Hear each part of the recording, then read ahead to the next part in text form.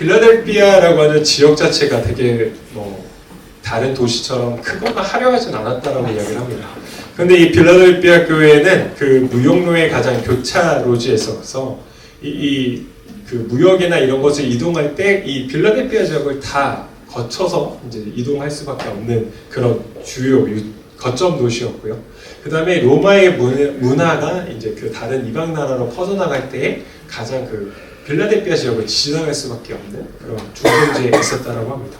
그렇기 때문에 이 로마의 문화의 어떤 것들을 다 받아들여서 그것을 퍼뜨리는 중간 거점이 되다 보니까 거기에는 굉장히 많은 그 헬라 신전들도 있었고 또 따라서 많은 그런 이교적인 행사들, 그러니까 이방신들 섬기는 그런 행사들이 굉장히 그 도시 안에 가득했다라고 해요. 그리고 지난주에 저희가 사대교회를 나누면서 그 사대 지역에 AD 17년도에 있었던 지진으로 무너졌다가 이제 새로운 도시로 재건됐다고 했는데 필라델피아 지역도 당시 그 대지진으로 인해서 무너졌다가 다시 재건됐던 도시입니다. 그리고 또 자료를 보니까 아마 다른 지역도 마찬가지겠지만 이 대지진이 일어나고 나서 계속해서 그런 여진이 있었다고 해요. 새벽에 보니까 연천 지역에 지진이 일어났었다고 이렇게 하는데, 그러니까 대지진이 있고 나서 이후에도 여진이 계속 있다 보니까 그 도시에 당시에 살아가는 사람들의 입장에서는 한번 도시가 무너지는 것을 보고 나서 조금만 뭔가 흔들려도 굉장히 좀 두려움, 어쩌면 우리의 삶이 언제 끝날지 모르는 그런 또 불안감들 속에서 살아가고 있던 도시가 이제 필라델피아라고 하는 도시다라는 것이죠. 그런 도시 가운데에 지금 필라델피아라고 하는 교회가 있었다라는 것입니다. 그리고 예수님께서는 그 필라델피아 교회에게 말씀하고 계신 것이죠. 다른 교회들도 예수님께서 자신을 소개하시는 내용들이 있는데 이 필라델피아 교회에 소개하시는 세 가지의 모습들이죠. 특징이 있습니다. 첫 번째 어떤 겁니까? 거룩하신 분이 먼저 나오죠. 거룩하시고 진실하시고, 그렇죠? 여러분, 하나님의 그 근본적인 속성을 좀 드러내시죠. 그러니까 너희가 믿고 있는, 의지하는 그 하나님 누구신가? 그러니까 내가 누구인가? 그 거룩하신 분이라는 것을 드러납니다. 그리고 두 번째, 진실하신 분으로 드러내죠. 여러분, 이 진실하다라는 말은 거짓이 없다라는 의미도 있지만 불완전에 대한 반대 개념이 또 있습니다.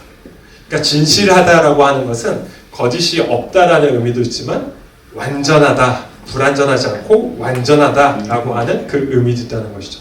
지금 예수님께서 이 필라델피아 교회에 나타나실 때 나는 거룩한 자고 그 다음에 나는 완전한 자이다 라고 하는 의미로 드러내신다는 것이죠.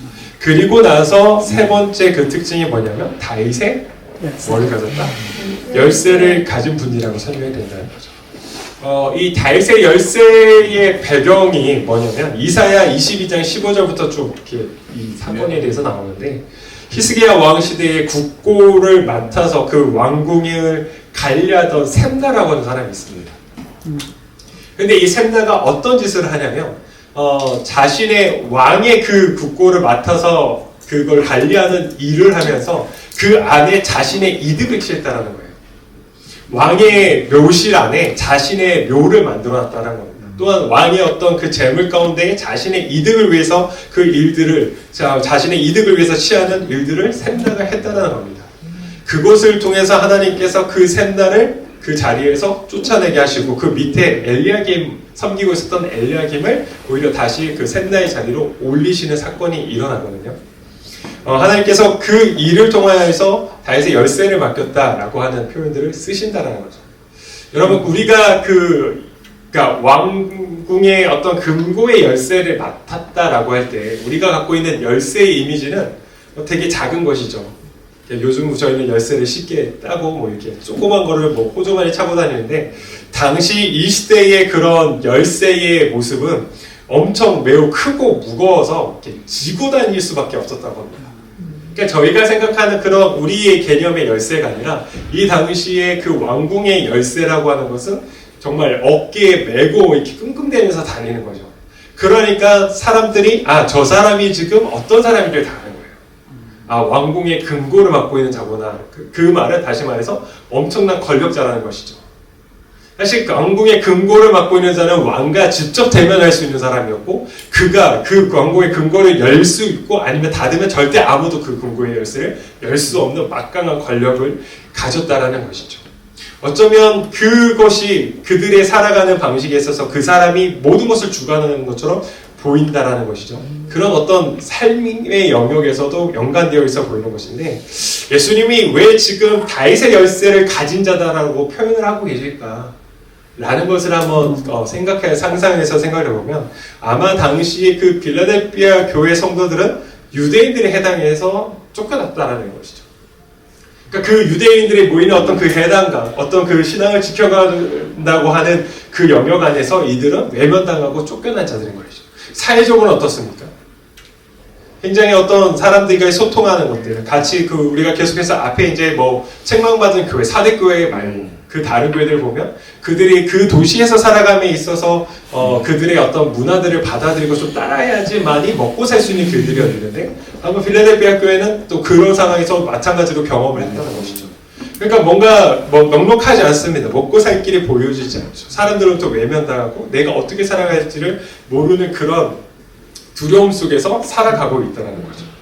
그런 그들에게 지금 예수님께서 내가 다윗의 열쇠를 가진 자라고 말씀하고 계신 것이죠. 다시 말해서 이것은 너희가 정말 살아갈 수 있는 너희의 그 삶의 길을 여는 사람은 나다라는 것이죠. 아멘. 사람에 의해서 너희의 눈에 보이는 저들로 인해서 너희가 먹고 살 수 있는 너희의 인생의 길이 달려있지 않고 그 너희의 인생의 길의 문을 여는 사람은 나다라는 것입니다. 아멘. 여러분, 우리가 이 믿음으로 살아가야 될 줄 믿습니다. 아멘. 우리의 삶 가운데 우리의 삶을 주관하시고 우리의 삶의 길을 열어가시는 분은 주님밖에 없음을 우리가 고백하며 살아가야 된다는 거죠. 아멘. 그런데 문제라기보다는 이제 빌라델피아 교회에서의 이 상황들, 어쩌면 사회적 지위도 낮고 또 숫자도 적고 그러다 보니까 좀 생활하는 것도 어려웠을 거고, 그런데 그런 교회를 통하여서 주님께서 칭찬을 하시는 거죠. 작은 능력을 가지고서도 내 말을 지키고 내 이름을 배반하지 아니었다라고 말씀하시죠. 빌라델피아 교회를 우리가 묵상하면 할수록 우리가 생각해보는 것은 이 교회가 칭찬받을 수 있었던 조건은 어떤 많은 능력을, 많은 것들을 행해서가 아니라는 것에 우리가 되게 큰 위로가 됩니다. 저는 개인적으로 그렇더라고요. 여러분 동의하지 않으시죠? 큰 능력이 있어서가 아니라 오히려 그들의 상황 가운데 가지고 있었던 그 작은 힘들이었지만, 그러나 그 주님 앞에서 그 이름을 지키면서 살아가기로 애썼던 그 순종의 태도를 통해서 주님께서 칭찬하시더라는 것이죠. 아멘. 여러분, 우리가 믿음으로 살아간다는 것이 어떤 의미가 있습니까? 믿음으로 살아간다.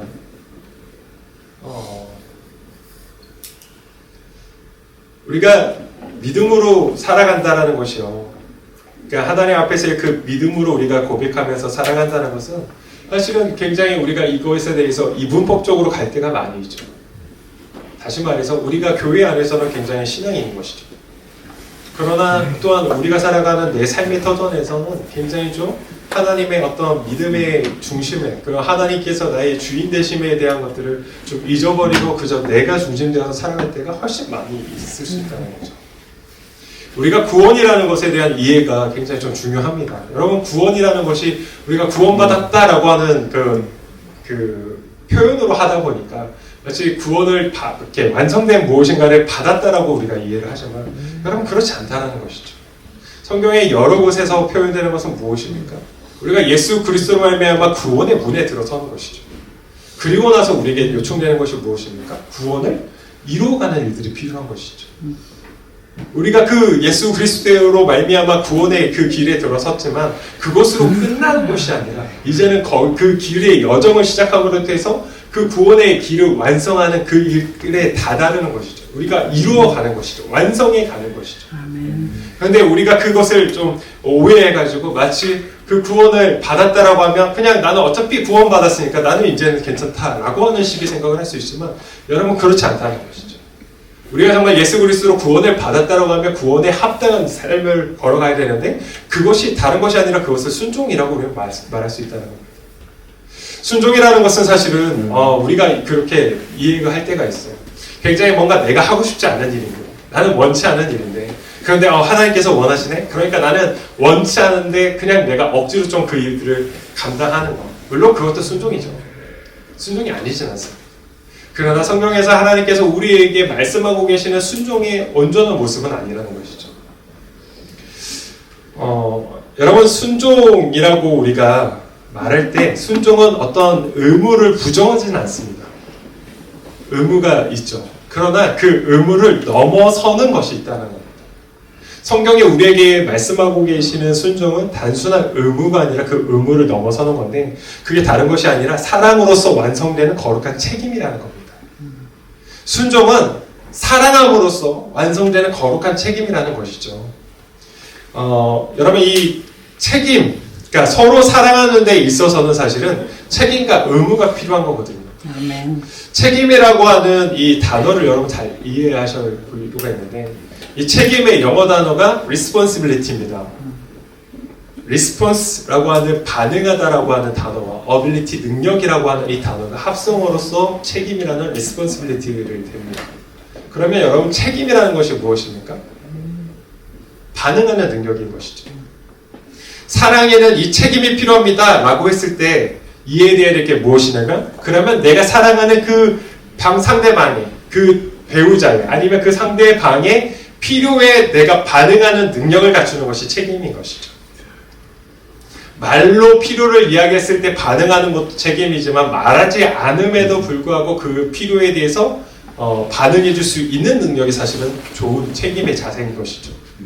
하나님과 우리의 관계가 여기에 있다는 것이죠.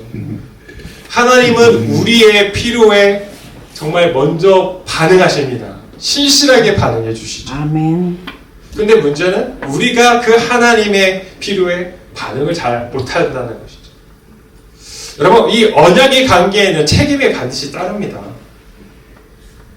책임이 따른다고요. 이스라엘 백성이 하나님과 시내산에서 언약을 맺죠. 언약의 백성이 됩니다. 근데 문제가 뭡니까?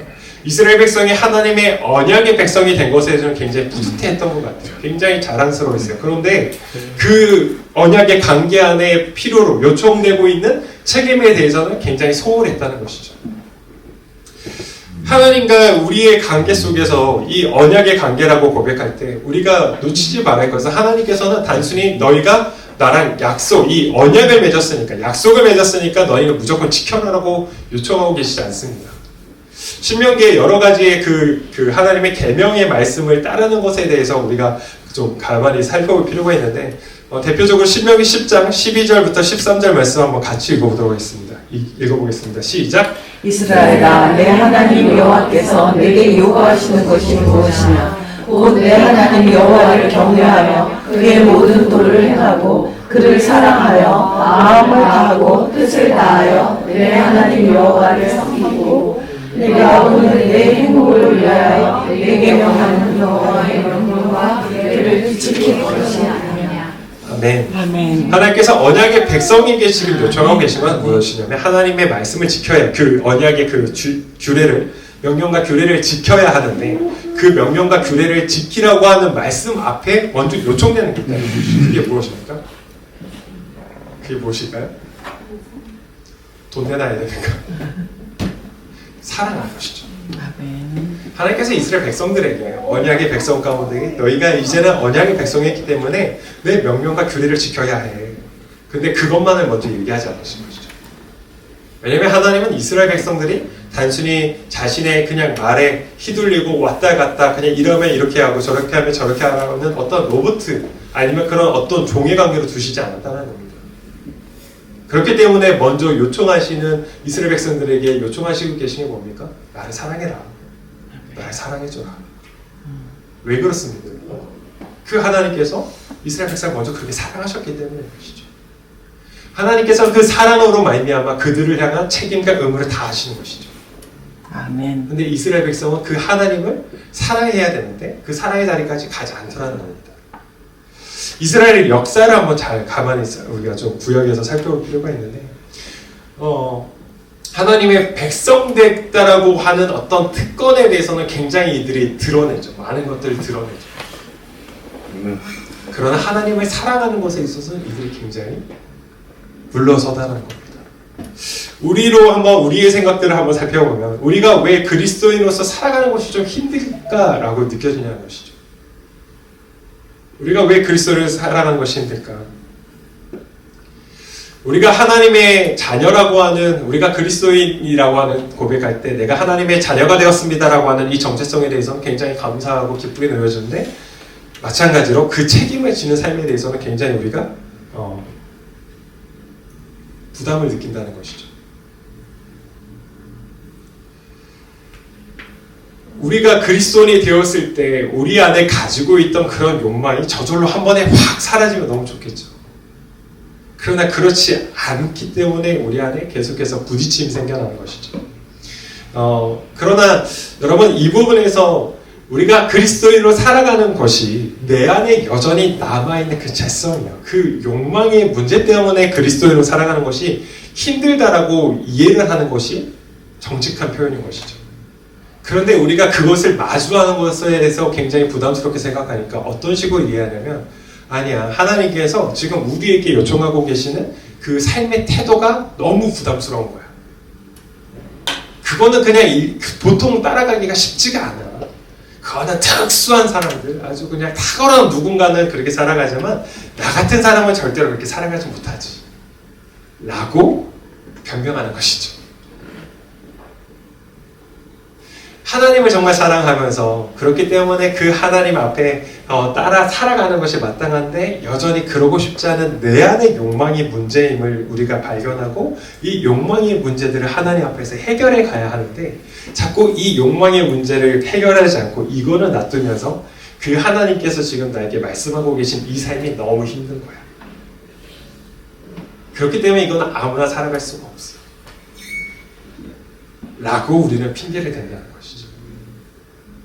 사실 그 모습이 어디에서 보이냐면 이스라엘 백성들에게 정확하게 보입니다.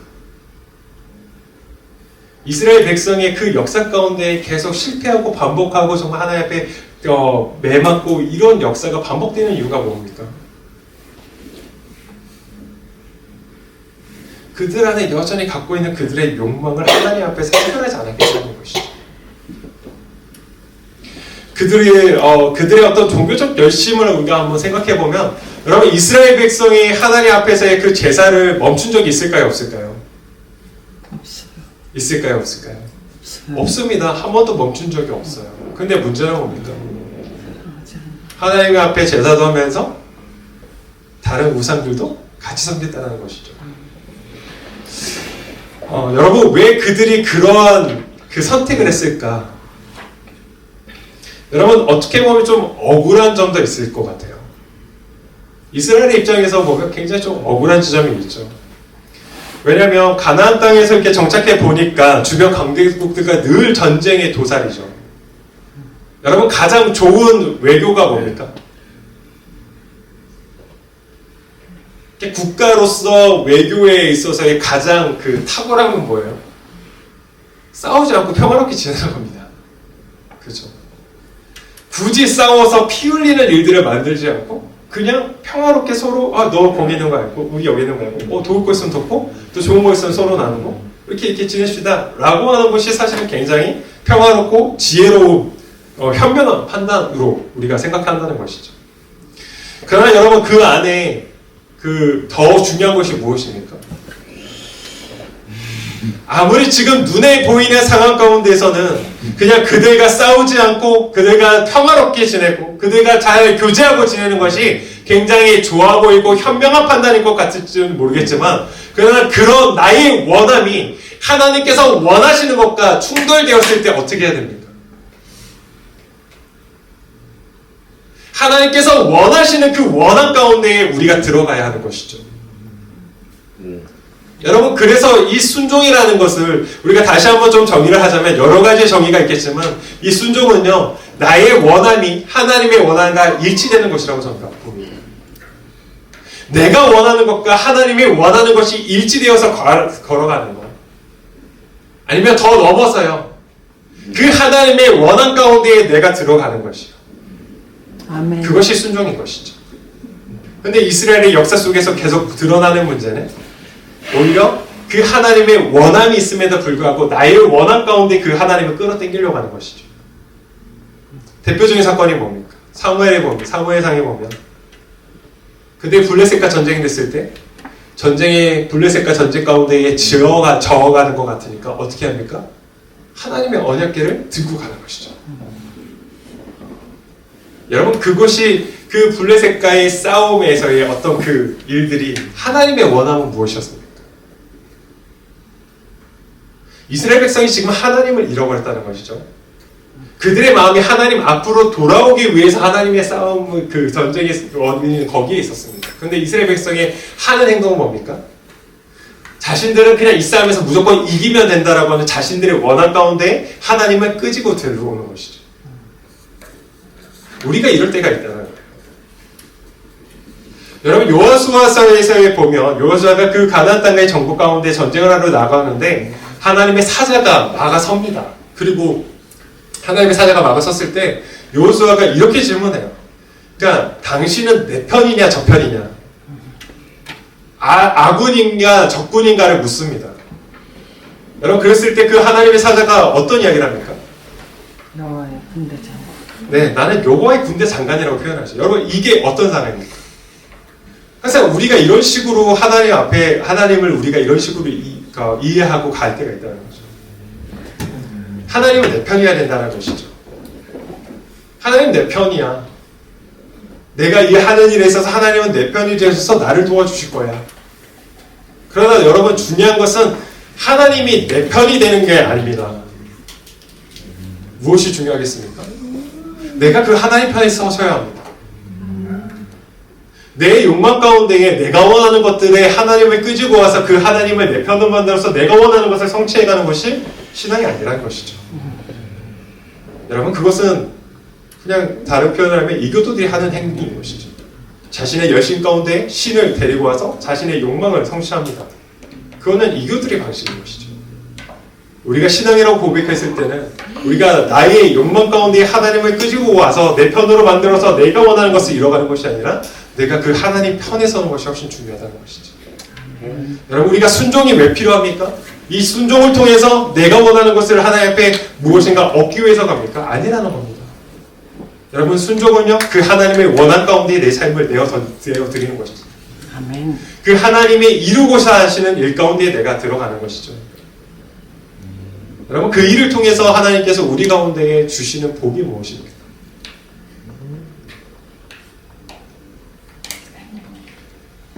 출세하고 어떤 많은 재물을 허락하시는 것일까요? 우리가 그리스도를 닮아가는 그것이 가장 우리에게 큰 복일 좀 있습니다. 아멘. 내가 그 하나님의 원한 안에, 하나님의 그 원하시는 뜻 안에 나를 내어 던짐으로써 이루어가는 것은 내가 그리스도를 온전히 닮아가는 것이죠. 여러분 그것이 정말 우리에게 복된 소식으로 다가오셔야 합니다. 아멘. 우리가 정말 복음을 믿는다는 것은 그거인 것이죠. 아멘. 복음이란 것은 정말 내가 그 그리스도를 닮아가는 그 일이 내게 가장 큰 기쁨입니다라고 여러분 고백하실 수 있어야 하는 것이죠. 아멘. 여러분 그것이 아니라면요. 얘가 예전에 어떤 그 보통 교회에서 전도할 때 많이 쓰던 예수 믿으면 복 받아요. 예수 믿으면 잘 됩니다. 여러분 우리가 그걸 넘어서야 되는 것이죠. 그거는 신앙의 본질은 아니죠. 성경이 가르치고 있고 성경이 말씀하고 있는 우리의 그 신앙의 본질의 모습은 아니라는 것이죠. 여러분 우리가 그 하나님의 원함 안에 우리의 삶이 내어드릴 수 있기를 주님으로 축복합니다. 그 일들을 통하여 우리를 빚어가시는 그리스도의 형상으로 빚어가시는 하나님의 그 뜻 앞에 우리가 정말 온전히 세워져 갈 수 있기를 주님으로 축복합니다. 여러분 이스라엘을 가만히 생각해보면 이스라엘의 실패의 원인이 뭡니까? 역설적이게도 그들 스스로 능력이 많았다라고 착각했다는 거죠. 자신들의 어떤 정무적인 판단, 그들의 어떤 외교적인 판단, 자신의 능력 가지고 이렇게 저렇게 하면 괜찮겠다라고 하는 그 현실의 문제를 자신의 판단하에서 결정하고 그 일들을 행했다라는 겁니다. 근데 또한 그 일들을 그런 일들을 행하는 그들의 어떤 마음의 동기가 무엇일까를 가만히 생각해보면 여러분 왜 이스라엘 백성들이 그렇게 하나님 외에 다른 우상들, 다른 이방인들과의 그런 교제와 그런 교류를 통해서 그 일들을 그렇게 살아가냐는 것이죠. 왜 그랬을까? 왜 그랬을까요? 그 마음 기준 안에 불안함 때문입니다. 두려움이 작용하는 것이죠. 하나님만으로는 안 될 것 같은데요. 하나님만 믿다가 우리 지금 저 나라가 지금 저 이렇게 커져가고 있는데 나 공격당하면 어떡해? 우리 공격당하면 어떡해? 하나님만 믿고 살아가야 된다라고는 알겠는데 근데 지금 당장 우리의 곳간이 지금 비어가고 있는데 어떡할 거예요? 우리 굶어 죽으면 어떡해? 라고 하는 그 두려움, 그 불안함이 계속해서 그들 안에 작용하는 것이죠. 여러분 그 불안과 그 두려움이 결국에는 그들이 하나님 외에 다른 길들을 하나님의 원함과 상관없이 자신의 원함을 잃어가는 일들로 작용하더라는 것이죠. 오히려 그들은 그런 불안과 두려움이 자신들이 가지고 있었던 능력으로 드러나서 하나님과의 관계가 깨어지는 일들을 계속 선택하면서 살아갔다는 겁니다. 여러분 때로는 우리가 많은 능력이 있었으면 좋겠다라는 생각을 합니다. 그러나 오히려 그런 많은 능력을 가지고 하나님의 원함 가운데 하나님의 뜻 가운데에 내어던지고 사용되면 너무 감사하겠지만 너무 정말 귀한 일이지만 때로는 우리의 갖고 있는 그 능력이 우리의 불안과 두려움이 작용을 시켜버리면 오히려 하나님과는 상관없는 일들을 우리가 택하다라는 것이죠. 그러나 여러분 빌라델피아를 보십시오. 이 교회가 뭡니까? 네, 힘이 없습니다. 능력이 없어요. 그런데 그 능력 없음이 오히려 그들에게 어떤 하나님 앞에서 멀어져 가고 능력 없는 것 때문에 자꾸만 그들이 어떤 다른 길들을 찾아가는 것이 아니라 오히려 하나님 진짜 우리가 하나님 아니면 도저히 길이 없습니다. 하나님 아니면 정말 살아갈 길이 없어요. 하나님이 붙들어 주시지 않으면 도저히 어떻게 이 상황 속에서 뚫고 나갈 수 있는 방법이 없습니다. 주님, 우리에는 힘이 없습니다. 길이 없습니다. 그러니까 하나님이 가시고자 하시는 하나님이 열어가시는 것 그것이 유일한 우리의 길입니다. 라고 하는 그 고백이 빌라델피아 교회에 있었다는 것이죠. 아멘. 여러분 그것이 하나님의 그 원함 안에 우리의 삶이 내어 던져 들어가는 것이죠. 아멘. 여러분 우리의 삶이 때로는 좀 어렵고 힘들다라고 좀 지쳐 계십니까? 여러분 너무 낭망하지 마십시다. 너무 낭망하지 않으셨으면 좋겠어요. 아멘. 여러분 우리의 자금이 문제가 되지 않습니다. 또한 우리의 능력이 많은 것이 우리를 더욱더 빛나게 만들지는 않습니다. 우리가 그 하나님의 원함 안에 들어있는 것이 우리의 삶의 길을 열어가실 줄 믿습니다. 아멘. 감사하시겠습니다.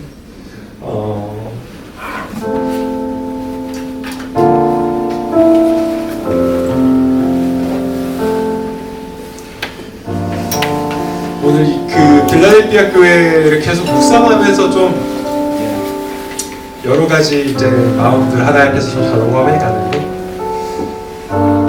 여러분 이 빌라델피아 교회에게 주님께서 주시는 약속이 무엇입니까? 10절, 11절, 12절 제가 읽어드릴게요. 내가 나의 인내 말씀을 지켰을즉 내가 또한 너를 지켜 시험의 때를 면하게 하리니 이는 장차 온 세상에 임하며 땅에 거하는 자들을 시험할 때라. 내가 속히 오리니 내가 가진 것을 굳게 잡아 아무도 내 면류관을 빼앗지 못하게 하라.